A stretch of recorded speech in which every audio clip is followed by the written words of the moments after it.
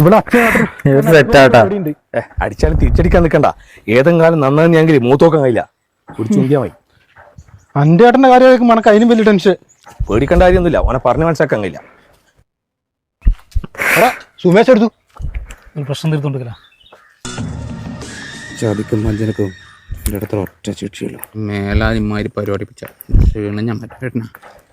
ഞാനല്ലേ ബാർക്കോട്ട് കയറിയ തോന്നി അപ്പൊ എനക്ക് കയറണം. ഈ വെറു ഉടായിപ്പാന്നുണ്ടോ ഇപ്പാ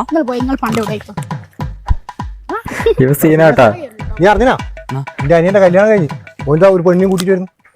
റോട്ട് വീടറെ പോലത്തെ ഞാൻ ഇടിയില്ലേരോ. നാടന്നായിക്ക് പെണ്ണ് കിട്ടിയ ഇന്ന് കൊലപാതക. ഇങ്ങോട്ട് റോഡൊന്നും ഇല്ലേ? ഇങ്ങോട്ടേക്ക് റോഡ് സൗകര്യം കുറവാ. എന്റെ അങ്ങോട്ടേക്കെല്ലാം നല്ല റോഡ് സൗകര്യ. അതിന്റെ ഇടക്ക് ഞാൻ വാങ്ങിയ പപ്സിന്റെ മുട്ട എടുക്കാൻ നോക്കുന്നടാ പട്ടി. മോളെ ബലതല ചേരിക്കോ. സുശീലച്ചി ആ കിണ്ടി മുളക്കും ഇങ്ങോട്ടോ.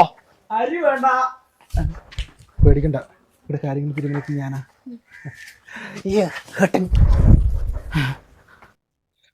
അമൃതം പൊടി വാങ്ങാൻ അംഗൻവാടി പോയി പെണ്ണിനാണ് നീ കല്യാണം കഴിച്ചോണ്ടെന്ന്.